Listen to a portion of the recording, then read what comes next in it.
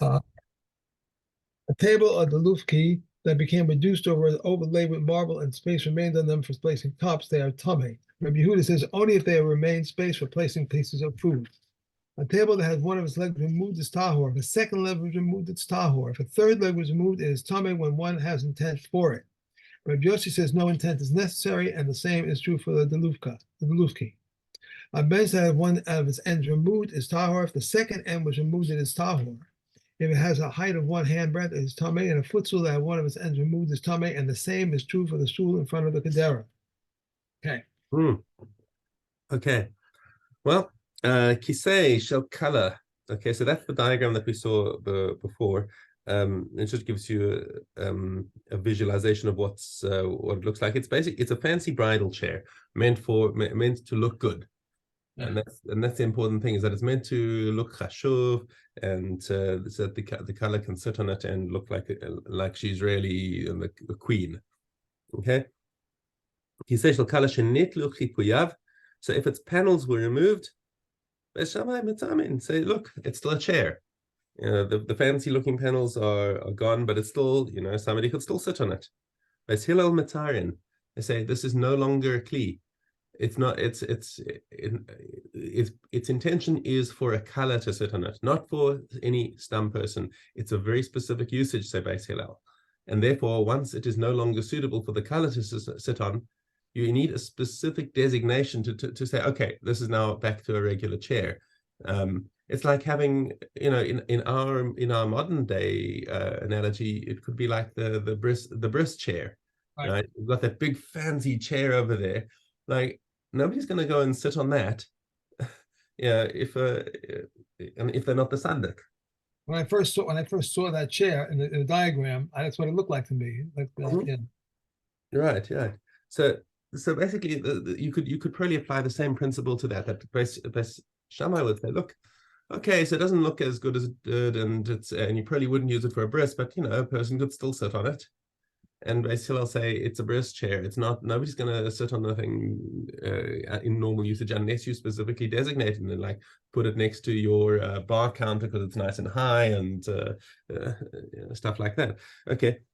Shammai Omer. This, if you recall from Maseches Eidos, this particular Mishna appears in Eidos because it's one of the cases where Shammai paskins differently from his followers. Shammai Omer af malbein shel kisei tamei. It's even the basic frame of the chair. So you see in the top left of that picture, the frame itself, without all the coverings, is just even if that by itself is left behind, it's still tamei. Okay. Kisei shekava or ba'areva. Now, what happens if you've got a feeding trough, and for some reason somebody took a chair and screwed it onto the feeding trough? Is that still a chair that is tamei midras? Beis Shammai mitamin, they say it's still a chair, nothing changed. Beis Hillel mitarin, they say this is no longer a chair, it's not comfortable to sit on anymore. Right. So it's been taken away from its original function, and it's now completely tahor, and nobody's going to sit on it. Which is an interesting thing, because in other cases when we've taken things and sort of screwed them to something else, we say it still has part of its original function. But I think in this particular instance, there's a lot of discussion over here as to why Beis Hillel changed their minds in this particular case. But where it comes down to this, it loses its original function. So it's a physical change that's made it lose its original function, that it's not comfortable to sit on anymore when it's on this trough.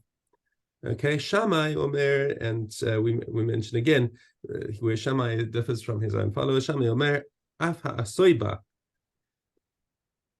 So even a chair that was carved into the trough itself is tamei, which everyone else disagrees with.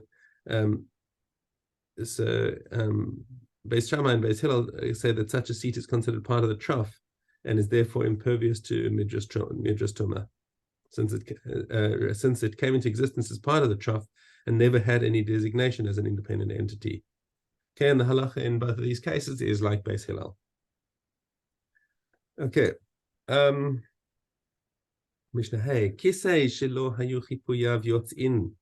Okay, so a chair's slats did not protrude. So you can see on the previous page, there are two different versions of a chair.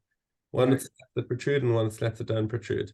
Okay, and they were removed. So let's say let's take off two of the slats over here, and say, well, this is no longer functional as a chair, but the one on the right that doesn't have anything protruding, it could easily be flipped onto its side, and Right. you can still sit on it. Okay, so it's still serving its function as a chair. So if they didn't protrude and the slats were taken away, it's still tame.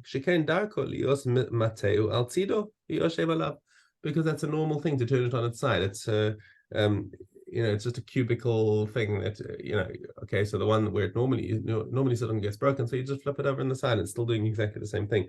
But if it's got the slats, obviously it's not going to sit at it's going to sit at an angle, so that won't work. That's an easy. Vav. So once again, there's our chair. It's got three slats over there, and the middle slat came out. Okay, but the two outer slats are still there. Tame, right? You can still sit on that. The middle slat being missing is not does not prevent you from sitting on it. Tame. Even if the two outer ones are gone and just the middle slat is still there, you can still sit on it. Okay. Rabbi Shimon Omer im hayarach hatefach. He says Rabbi Shimon adds on the qualifier that the slat has to be at least a tefach wide, because that's the minimum width that's fit for sitting on. The Tanna Kama, on the other hand, maintains that even if the center slat is less than a handbreadth wide, the chair is still suitable for sitting on, just like a chair which contains only the outer slats, for which one can sit partly on the slat and partly on the frame of the chair. Okay.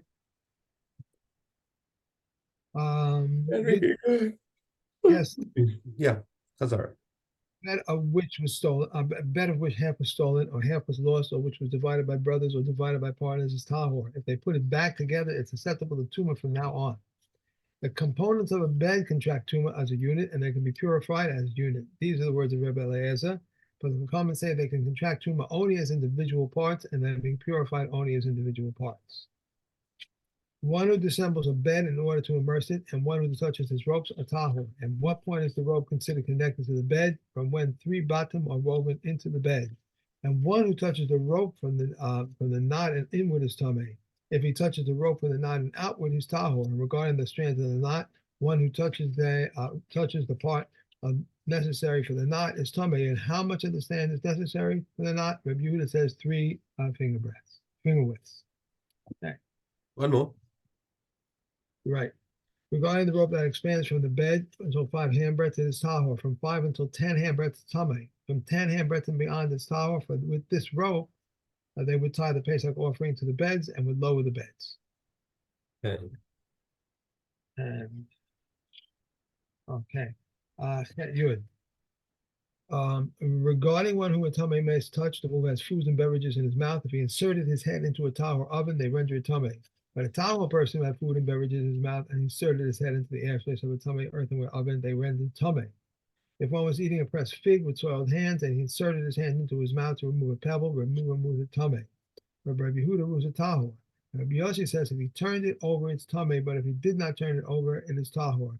And if there was a punyan in his mouth, Rabbi Yossi said it was so to relieve his thirst, it is tameh. Regarding a woman whose breast from milk dripped and the milk fell into the airspace of an oven, it is tameh, for a beverage can transmit tumah whether one was pleased or was not pleased. If she was shoveling ashes out of the oven and a thorn hit her and he bled, or she was burned and put her finger into her mouth, the oven becomes tameh. Regarding a needle or ring was found in the floor of an oven, visible but not protruding into the oven, if one bakes dough and it touches the ring or needle, the oven is tameh.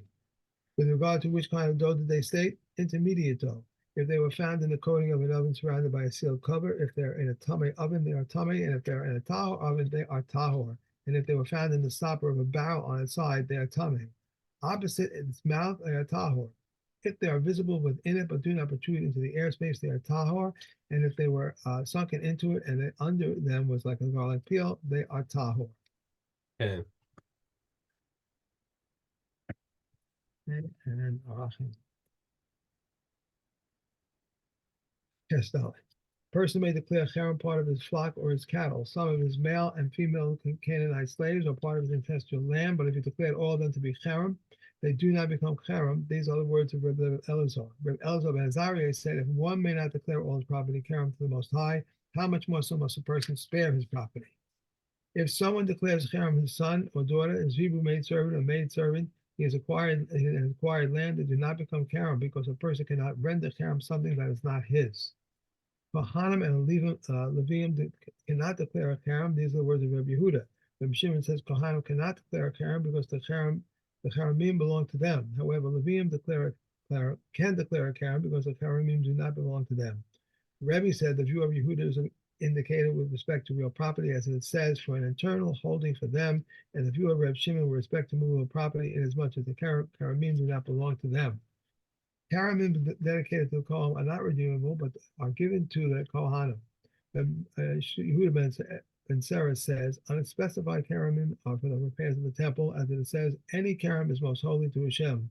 But the comments say unspecified cheremim are for the Kohanim, as it says, the cherem field, his ancestral holding, shall go to the Kohen. If so, why does it say any cherem is most holy to Hashem?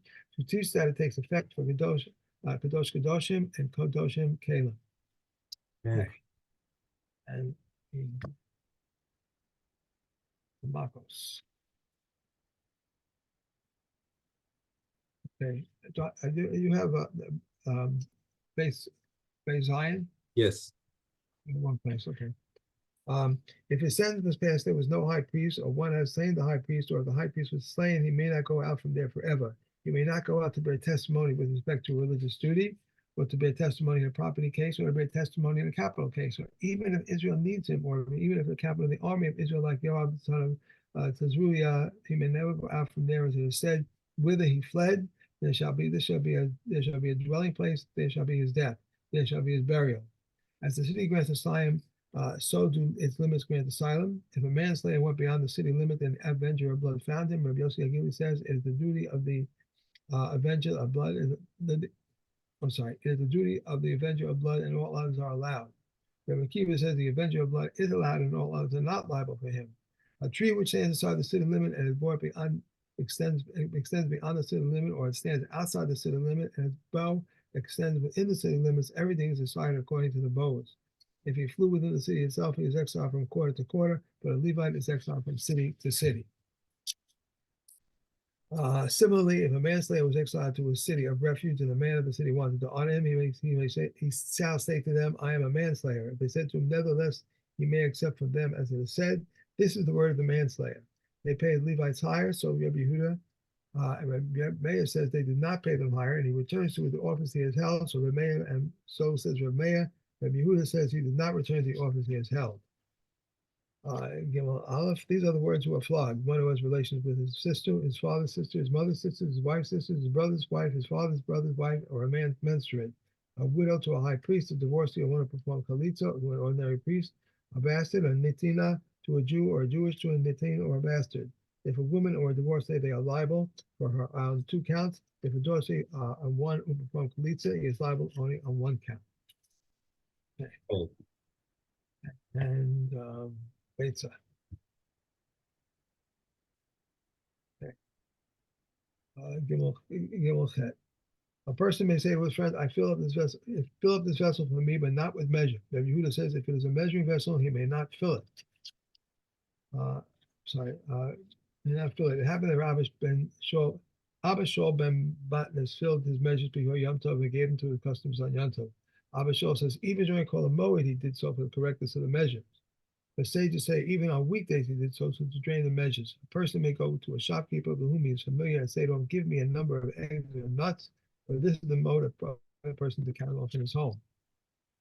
One who carries pitchers of wine from place to place may not carry them in a basket or a hamper, but he may carry them about his shoulder or in front of himself.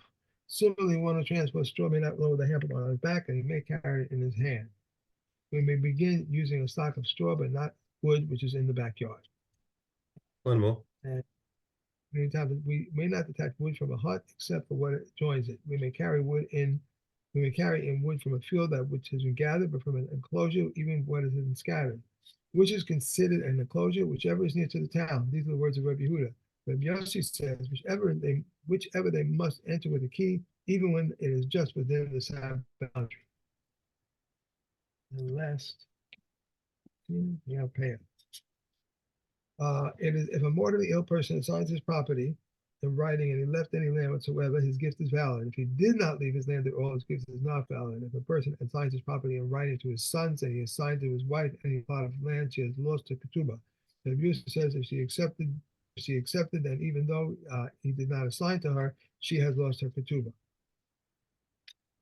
If a person assigns his property in writing to a slave, he goes out to a free man. If he left any amount of land, he does not go out a freed man. If Shimon says he is always a freed man unless he says, behold, my property is given to the person so-and-so, my slave, except for 1/10,000th of it. And we have the payer is given on to the soil. If the case of suspended vines and palm trees, the householder takes down and distributes to the poor. If Shimon says so too in the case of smooth trees, even if 99 say to distribute and one says to snatch, this one they heed, for he spoke according to the law. Okay. Got you. Go ahead. Good